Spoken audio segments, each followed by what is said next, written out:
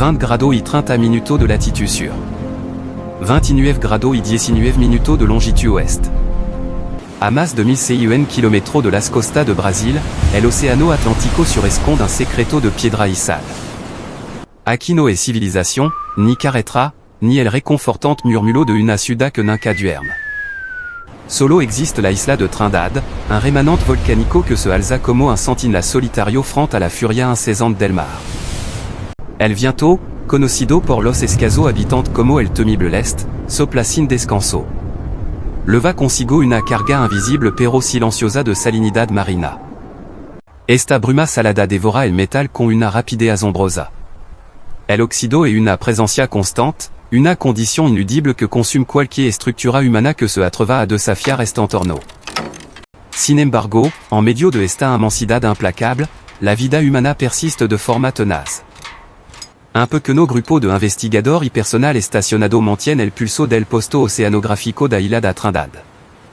No están aquí para conquistar la naturaleza. Saben que tal empresa carece de sentido ante la magnitud del océano. Están aquí para observar, para resistir y para mantener una presencia fragile en el borde mismo del mundo conocido. Bienvenido a un nuevo viaje de terres oubliées. Hoy, les pedimos que de gens atra las comodidades del mundo moderno. Les invitamos a sentir el peso de la inmensidad oceánica. Acompáñenos a explorar los límites de la resistencia humana y mental. En este lugar, un simple error de cálculo puede significar esperar semana por un barco de relevo que se retrasa por las mareas. El cielo sobre Trindade rara vez est de un azul sereno. Suel estar pintado con trazo de un gris imponente, cargado de nubes que corren veloz empujada por corriente de air indomable. La sola, gigantesca y de un verde oscuro y profundo, se estrelan con peso abrumador contra los acantilados afilados. A pesar de este escenario imponente, et una calma extrana en las rutinas de quien habitan la isla. Un hombre, abrigado con una chaqueta gruesa para protegerse del rocio constante, camina lentamente por el bord del acantilado. Leva en su mano un panneau limpio y un pequeño frasco de líquido protector. Con movimiento metódico, casi reverencial, limpia el lente de un anemómetro. Su mirada está fija en el instrumento, ajeno a la queda que se abra solo uno paso de su bota de trabajo. Esta es la imagen de la persistencia humana en su estado más silencioso. El contraste entre la inmensidad del océano y la tranquilidad de este acto cotidiano e hipnótico. No demuestra la asombrosa capacidad de adaptación a los rincones más aislados de nuestro planeta. Pero, ¿qué sucede con la mente cuando se suspende todo lazo habitual con el resto de la humanidad? ¿Cómo se sobreleva el largo aislamiento, donde las únicas presencias no humanas son los graznidos ásperos de las aves que anidan en las alturas? La respuesta se encuentra en el interior del pequeño complejo de edificio de contorno recto y funcional. La manana en Trindade no comienza con un paysage sonoro apacible, sino con el zumbido grave y continuo del generador diesel. Et el corazón mecánico de la estación. Un latido artificial incesante que garantiza las operaciones básicas. Si el generador cala, el frío y la oscuridad reclaman su territorio de inmediato. Las habitaciones son nostra, diseñada puramente para la función vital y el resguardo de la intempérie. Paredes metálicas cubiertas con múltiples capas de pintura anticorrosiva de un color claro intentant reflejar la luz escasa. Los quatre son sencillos, y el espacio personal se reduce a una cama, un pequeño estante y quizá un libro gastado por la humedad. El air dentro de los corredores interior conserva un olor a salitre, a combustible y a café fuerte preparado a primera hora. En el espacio común destinado a las comidas, la disciplina cotidiana se mezcla con el silencio reflexivo de los presentes. No es alimento fresco de la tierra firme. El menú diario está estructurado por las reservas de caja apilada y provisión de larga duración almacenada en la bodega. El desayuno habitual consiste en pan preparado con harina preservada durante meses, tostado lentamente sobre una plancha de hierro. Acompaña a esto una infusión oscura, densa y caliente para mitigar el frío matutino. El agua dulce es el recurso más resguardado y valorado de todo el recinto. No fluye de manantial cristalino ni de arroyo. Cada litro de agua potable se obtiene a través de un ruidoso sistema de filtración por osmosis inversa que extrae la humedad del mar.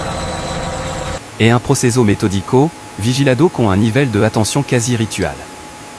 El sabor del agua filtrada siempre guarda un leve eco mineral, un recordatorio constante de la inmensidad salada que los rodea. Quien habitant la estación consumen su ración en una quietud compartida, concentrado en preparar su cuerpo antes de salir al exterior. La arquitectura del puesto de observación refleja una estrategia de resistencia pasiva ante los vientos dominantes. Las estructuras se mantienen a ras del suelo volcánico, evitando cualquier elevación innecesaria. Los techos son planos, diseñados para no ofrecer resistencia a las ráfagas súbitas. Las aberturas exteriores son pequeñas y están protegidas por marcos de acero reforzado. Están equipadas con cristal de alto grosor y blindada por malla metálica densa. Esta medida de seguridad es absolutamente necesaria. Durante los temporal más intenso, el viento levanta diminuto fragmento volcánico y los proyecta con fuerza sobre las fachadas. La primera tarea del día, una vez concluida la primera comida, no es revisar las pantallas de comunicación. La prioridad ineludible es el mantenimiento físico de las barras que los separan del abismo exterior. Un equipo sale hacia las pasarelas metálicas con herramienta pesada asegurada a su cinturón. Deben inspeccionar la integridad de los cables de tierra, fundamental en este penasco aislado. Otro equipo se dirige hacia la matriz de panel solar ubicada en la zona sur. Durante la noche, el viento y la fauna voladora han depositado una fina capa de residuos salinos sobre la celda fotovoltaica. Esta capa opaca disminuye la captación de luz y pone en riesgo el equilibrio energético de la jornada. Con rasqueta manual y pano seco, los técnicos limpian minuciosamente cada centímetro de vidrio. El sonido del roce sobre los paneles es silenciado inmediatamente por las corrientes de aire. Su rostro no muestra incomodidad, sino una concentración férrea en la tarea asignada. Caminar por los senderos rocosos de Trindade exige una atención milimétrica en la colocación de cada pisada. El terreno es un laberinto de piedra pomée oscura y escoria cortante. El calzado reforzado, pesado y de suela rígida, es la única barra contra la superficie abrasiva. El sol, en los breves instants que atraviesa la densa nubosidad, refleja un brillo cegador sobre las pozas de agua salobre. Y, sin embargo, en esta dureza palpable, la mantala una cadencia en la rutina establecida. La repetición exacta de esta tarea vital se transforma en un ancla de cordura. En este penon olvidado, la constancia no requiere grand gesto. Se manifiesta en la voluntad paciente de limpiar el mismo lent, día tras día. Se evidencia en la disciplina inquebrantable para racionar hasta la última gota de agua filtrada. Se percibe en la capacidad de mirar hacia el mar infinito y encontrar, en lugar de encierro, una inmensa y sobrecogedora paz. A medida que la manana avanza, el sol comienza a calentar la superficie oscura de la isla. El calor emana de las rocas volcánicas, distorsionando ligeramente el aire cercano al suelo. Un grupo de biólogos se prepara para una expedición hacia la playa das Tartarugas. Su paso resuena con un crujido constante al pisar los fragmentos irregulares de basalto. El trayecto exige varias horas de marcha meticulosa. Cada paso debe ser calculado para evitar las aristas afiladas que pueden desgarrar el calzado de seguridad. Le vent mochila pesada con equipo de medición y agua racionada. Al llegar a la playa, el paisaje cambia. La arena clara contrasta con la negrura de la piedra pomée circundante. Aquí, el silencio humano es fundamental. Se acomodant a una distancia prudencial, con las libertad de campo abierta y los lápiz listo. Observant el lento y agotador proceso de anidación de las tortugas verdes, conocidas científicamente como Cheloniamida. Las enormes bras emergents de la espuma del mar con movimiento pesado y laborioso. Arrastrant su caparazón sobre la arena, impulsada por un instinto primordial que ha perdurado por milenios. Los investigadores no intervienen, simplement registrant. Anotant las dimensiones, las marca previa y la ubicación exacta de los nidos. El roce de los lápiz sobre el papel es el único sonido artificial en este santuario antiguo. Es un acto de profunda reverencia. Los humanos son meros testigos de un ciclo vital que ignora por completo la existencia de nuestra civilización. De vuelta en las inmediaciones del puesto principal, el reloj marca el mediodía. Es el momento preciso para una de las tareas más críticas de la jornada meteorológica. La liberación del globo sondano es un acto rutinario, et una pequeña batalla diaria contra las fuerzas atmosféricas. d'ombre se positionnant en una plataforma de concreto, expuesto à la fuerza integra del viento l'est. Une eau de Hello sostiene confirme za una esfera de latex inflada con gas, que se sacude violentement buscando escapar hacia el cielo plomizo. El otro técnico verifica por ultima veloz conector de la radiosonda, un peu que no dispositivo blanco del tamaño de una caja de zapato. Sudedo, entumecido por la brisa fría, asegurant los sensors de presión, temperatura y humedad. No emergent para error de manipulation. Un nudo mal atado significaría la pérdida de dato vital para toda la región del Atlántico Sur. A una sonal acordada, el globo es liberado. Asciende con una velocidad vertiginosa, arrastrado por la corriente térmica. Las mirada de los técnico el sigan hasta que se convierte en un pinto imperceptible entre las nubes. Durant la siguiente hora, se peut que no instrumento transmitirá una secuencia ininterrumpida de número. Esos datos viajarán a través del espectro de radio, cruzando miles de kilómetros de océano vacío, para alimentar los modelos climáticos del mundo entero. Esta conexión invisible es uno de los poco hilo que una trindade con el continente. Mientras el globo asciende, en los niveles inferiores de la estación, continúa una guerra de desgaste. Et un conflicto silencioso y perpetuo contra un enemigo implacable, la corrosion. La salinidad del air marino, combinada con la humedad constante, ataca cada superficie metálica expuesta. Una escuadra de mantenimiento dedica su tarde a patrullar los exteriores. Su herramienta principal son espátula de acero, cepillo de alambre y gruzo recipiente de grasa industrial. Se acercan a una antena de comunicación. El oxido, con su característico tono rojizo y áspero, ya ha comenzado a devorar los pernos de anclage de la estructura. El sonido agudo del metal raspando contra el metal domina el ambiente durant hora. Quittant la capa corrompida con un esfuerzo metódico. Luego, con mano manchada y precisa, appliquant una capa gruesa de lubricante protector. Cubrant cada bisagra, cada valvula externa, cada engranage expuesto. Saben que este esfuerzo no detendrá el proceso de manera definitiva. Es simplement una forma de ganar tiempo. Si la vigilancia disminuye, el mar tardaría apenas una semana en inutilizar los sistemas esenciales de la estación. Esta labor mecánica y repetitiva forja una comprensión profunda de la impermanencia. Nada en la isla está hecho para durar eternamente sin el cuidado atento del ser humano. Para contrarrestar la dureza visual y física de la isla, existe un refugio en el interior del complejo. No es un grand jardin, ni un área de recreación extensa.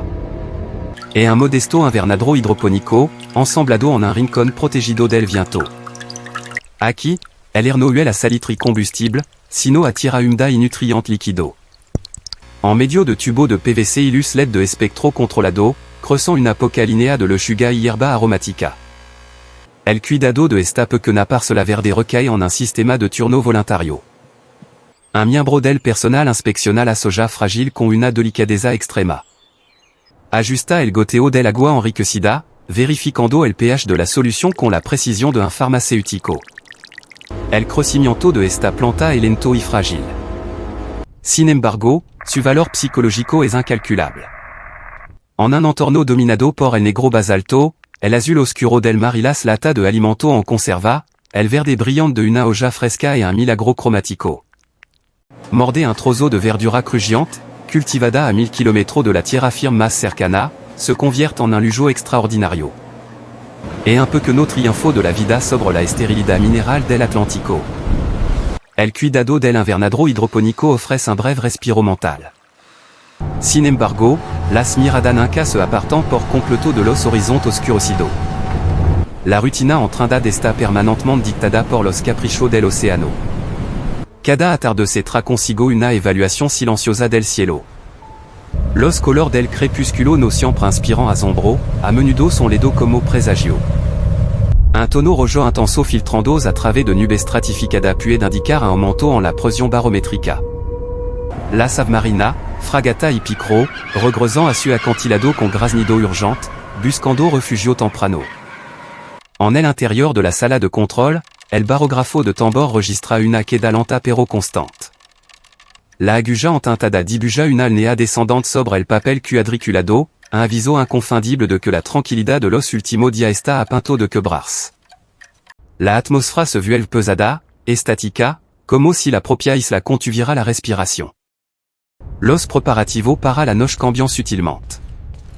Las puerta hermetica reciben una vuelta de tuerca adicional. Se revisant las linterna de emergencia y se asegurant las herramientas suelta en los corredor exterior. La resistencia de los habitantes está a punto de ser puesta a prueba por la fuerza denuda de una tormenta atlántica. El viento l'est, que normalement est una presencia constante y ruidosa, se transforma repentinamente en un olido ensordecedor. Las ráfagas superan los 100 km/h, golpeando las paredes del puesto oceanográfico con una fuerza brutal. Desde el interior del refugio principal, el sonido exterior est asfixiante, como si la isla entra estuviera sumergida bajo una cascada interminable de roca. Al tercer día de confinamiento absoluto, el barómetro instalado en la pared de la sala de control finalmente detiene su queda constante. La aguja entintada comienza a trazar una línea temblorosa pero constante hacia arriba. Es el primer indicador técnico irrefutable de que la furia del sistema de baja presión está cediendo. El sonido del viento, aunque todavía excepcionalmente fuerte, pierde su tono agudo y violento, volviendo a su constante grunido grave habitual. La décision de abrir las puertas herméticas no se toma a la ligera ni comprisa. El encargado de la estación verifica pacientemente los informes de los escasos sensores externos que on funcionan. Cuando finalmente se gira la pesada manivela de acero de cierre y la puerta principal cede, el air exterior irrumpe con una frescura abrumadora. Huele intensamente a alga arrancada de res, a roca mojada y al inconfundible aroma a sal pura que dejan las grandes tormentas oceánicas. El paysage que se revela en su hoyo cansado está visiblemente transformado. El océano, aunque mucho más calmado, sigue siendo una masa de agua agitada e inestable que se extiende hasta el infinito. La franja de piedra oscura está cubierta de detrito marino, alga enredada y enorme madera arrastrada por corrientes invisibles. Inmediatamente, el letargo físico del largo encierro se rompe por completo. La disciplina inhérente a su labor retoma el control absoluto de su acción diaria. Equipo de evaluación salen con cuidado extremo para inspeccionar los daños estructurales en las instalaciones exterior. Caminant lentamente, comprobando minuciosamente la estabilidad del suelo tras la intensa precipitación de los últimos días. El viento frío corta la piel de su rostro expuesto, pero respirant profondamente, llenando su pulmones con el air implacablemente limpio del mar abierto. Encuentrant la valiosa matriz de panel solar cubierta por una gruesa capa de sal blanca cristalizada. Observant cable tensor estructural que han sido aflojado por la vibración continua de la inmensa antena de comunicación. La inmensa y silenciosa tarea de recuperación estructural comienza sin ninguna demora ni lamento colectivo. Comprenden que jars de las inclemencia del clima extremo sería tan inútil y absurdo como intentar detener el flujo de las mareas con las manos. Vuelven a sacar de los armarios de herramienta los cepillos de alambre duro, la espesa grasa industrial y las pesada lave de acero. La batalla interminable contra la oxidación acelerada y el deterioro corrosivo se reinicia bajo el pálido sol de la tarde con un vigor silencioso. Un técnico especialista se arrodilla directamente en un charco de agua salada estancada para apretar los grandes pernos de una base de concreto vital.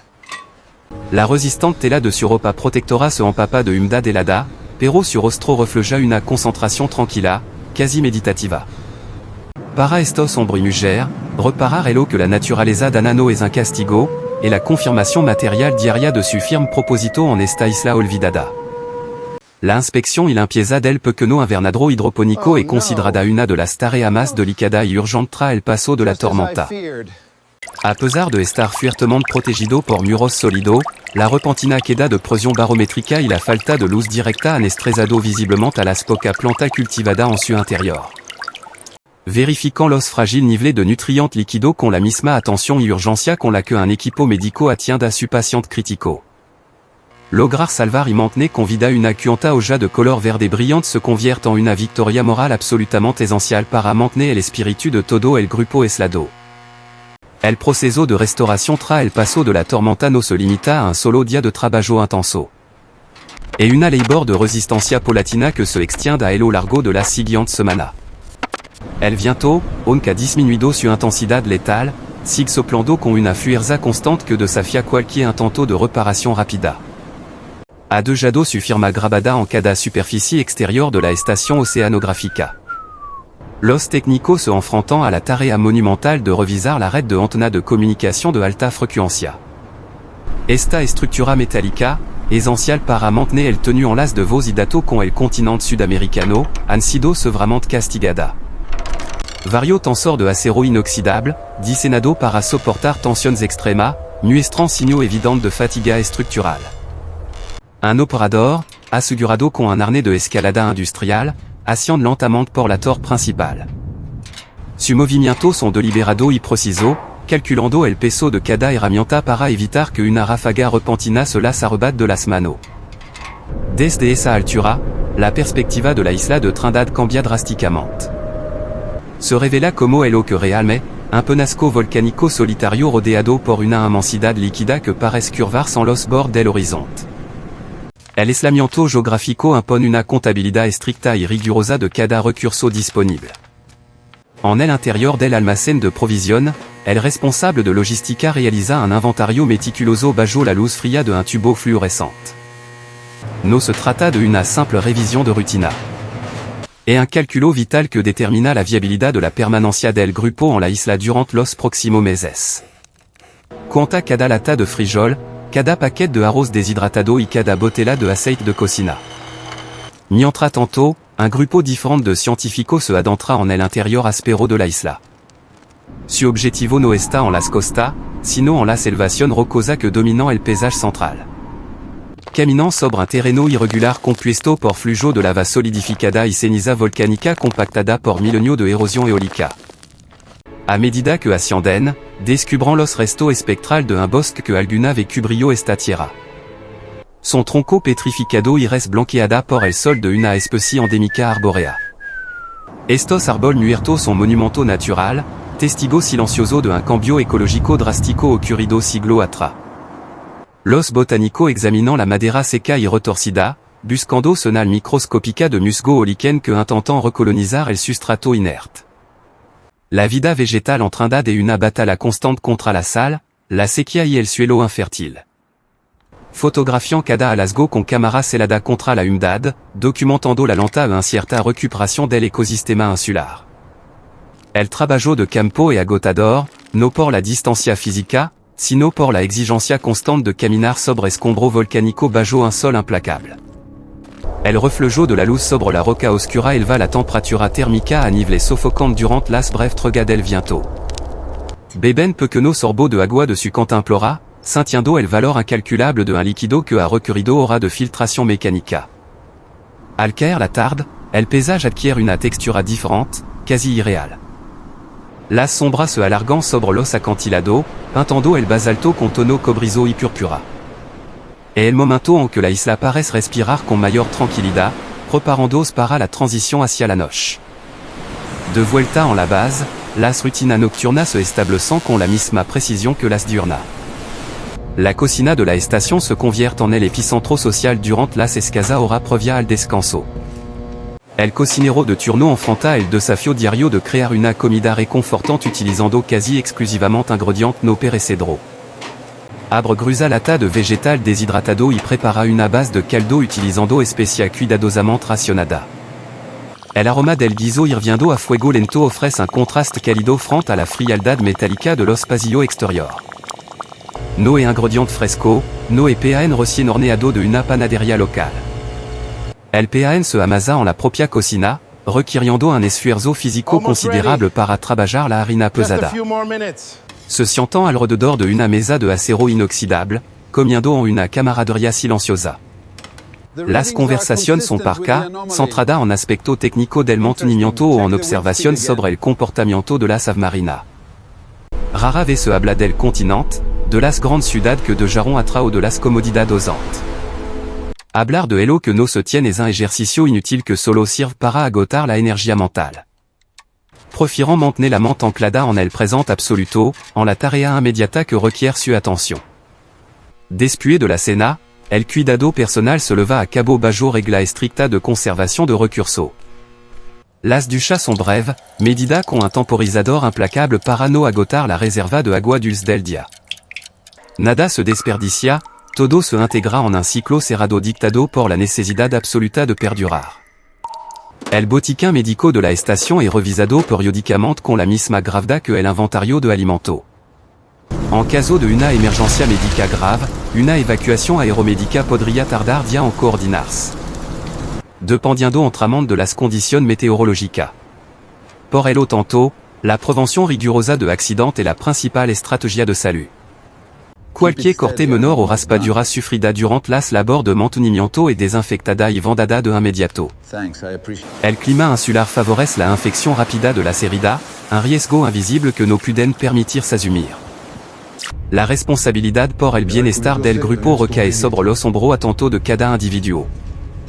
Se cuidant mutuamente con una attention silenciosa que va más allá del simple compañerismo profesional. Et un pacto de supervivencia forjado en la dureza de la roca volcánica y la implacable sal del mar. El sonido del mar, que durant el día compite con el ruido del trabajo humano. Se convierte en la única banda sonora de la oscuridad. La estación entra en un estado de letargo controlado. La mayoría del personal se retira a su pequeño habitáculo.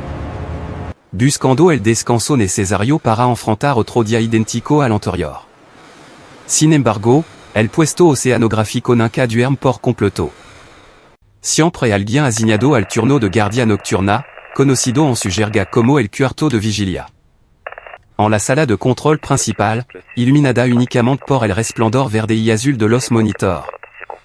Un técnico observa el flujo constante de datos. Revisa los gráficos de presión atmosférica. Las lecturas sísmicas y las oscilaciones de las temperaturas del agua superficial. El silencio en el interior est profundo, solo interrumpido por el zumbido de los ventilador de los servidor. Y el eventual crujido de la estructura metálica contrayéndose con el frío nocturno. Este individuo solitario et el gardien de la isla mientras los demás duermen profundamente. A través de la pequeña ventana de vidrio blindado, observa un cielo nocturno libre de cualquier contaminación lumínica artificial.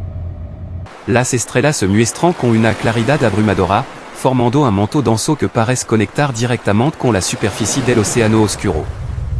En esta quietud absoluta, la mente tiene espacio para divagar, pero la disciplina exige una concentración sostenida.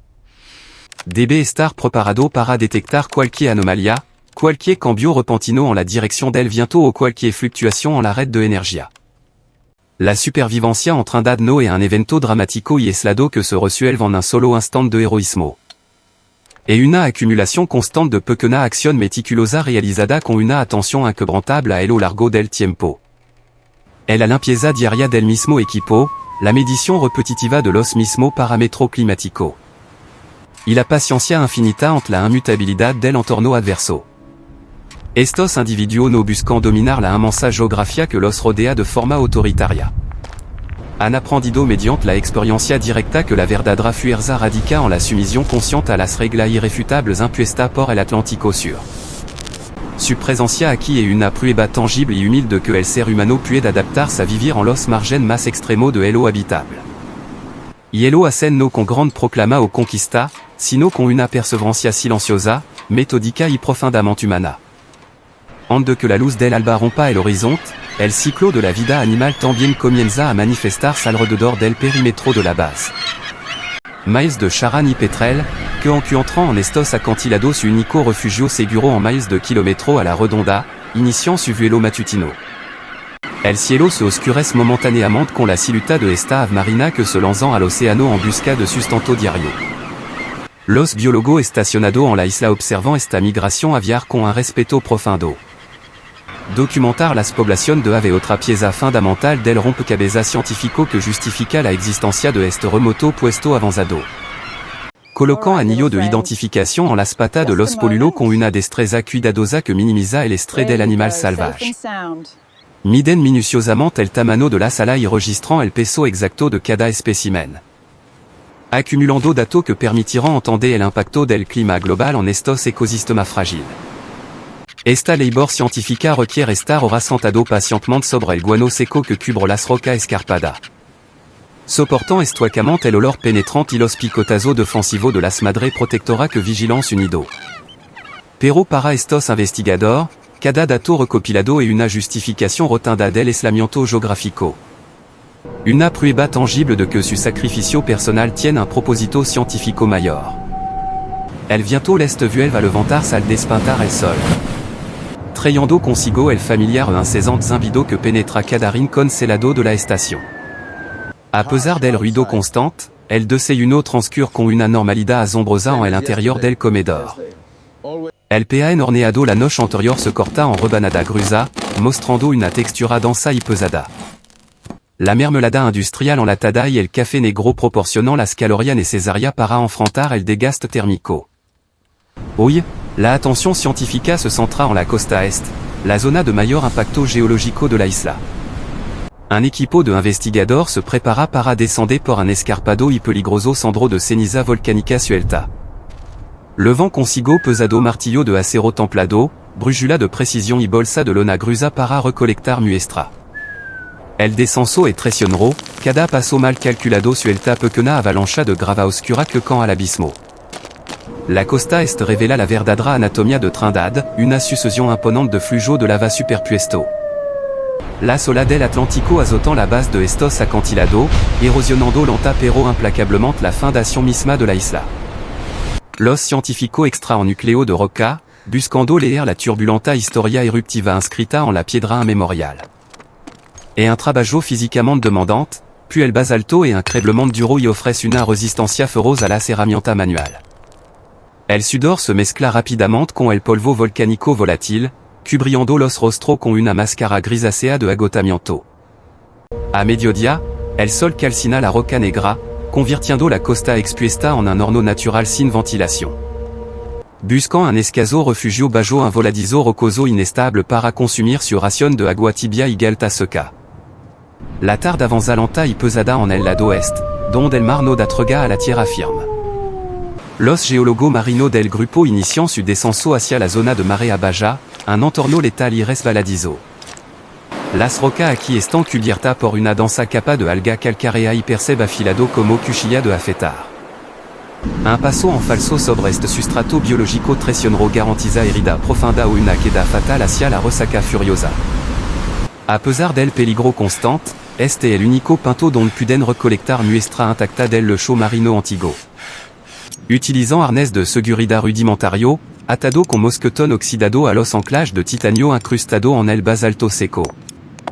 La comunicación verbal es absolutamente imposible, el estruendo de la sola rompiendo ahoga cualquier grito humano.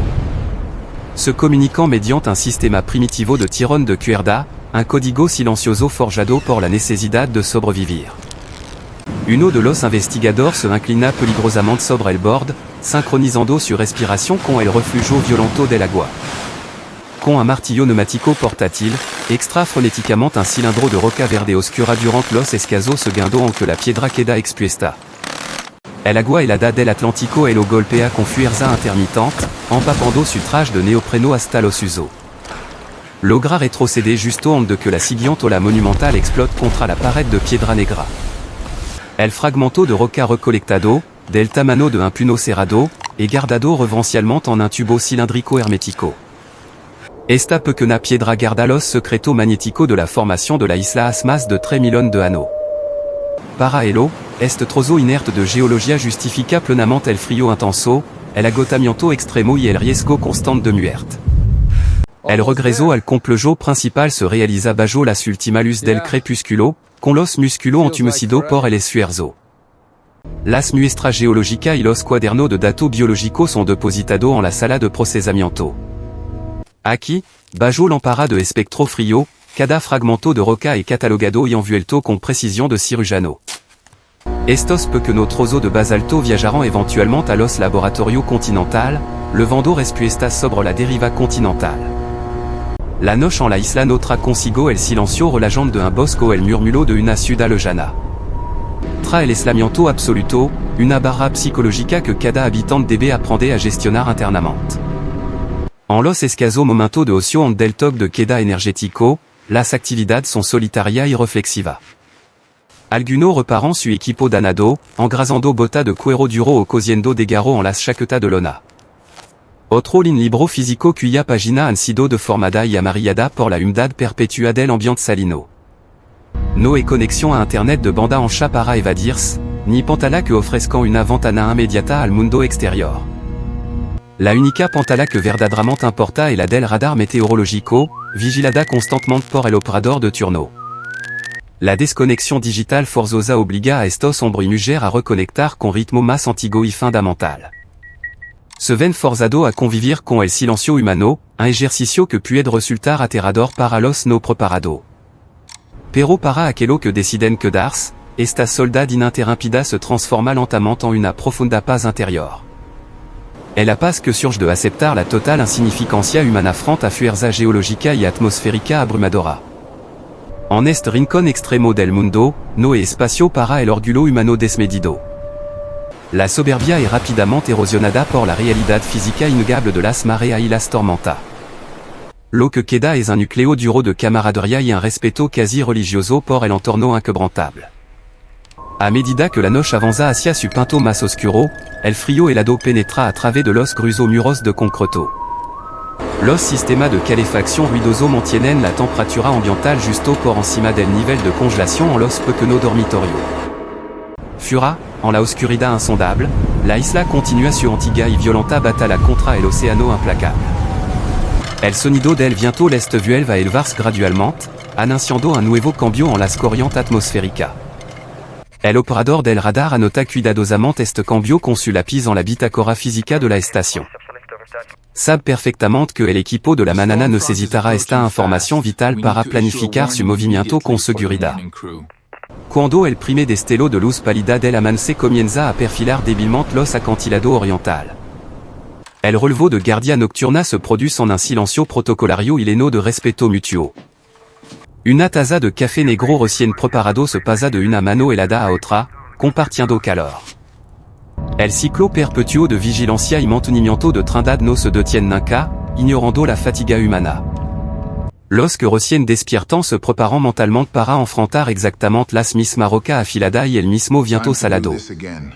Se colocan las pesadas botas de trabajo desgastadas, ajustant su arnés industrial y empujan la pesada puerta de acero hacia un nuevo día. Caminant hacia las plataformas de observación, guiado por la débil y fría luz del amanecer. El océano, en oscuro bajo el cielo nublado, ruge con la misma intensidad de siempre, indiferente a su presencia.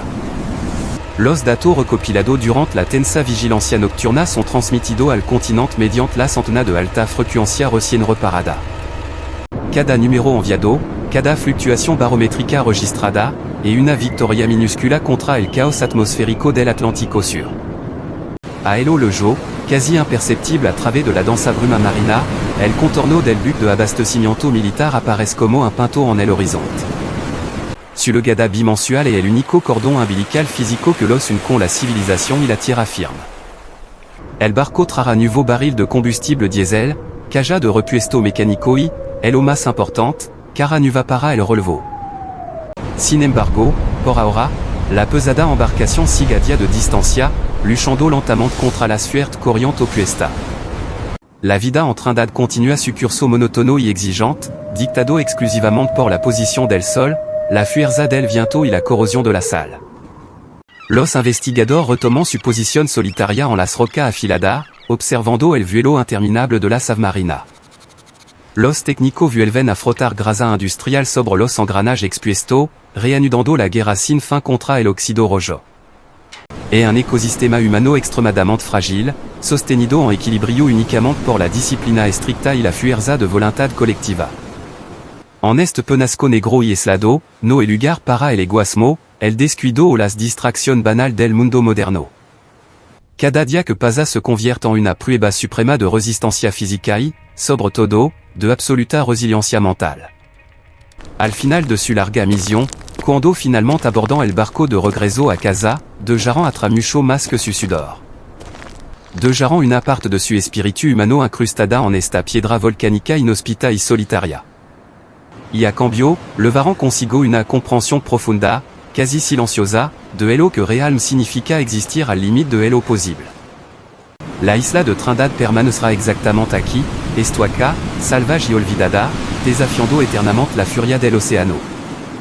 Et un recordatorio físico y monumental de que, frente a la immensidad aplastante de la naturaleza, somos apenas un breve parpadeo.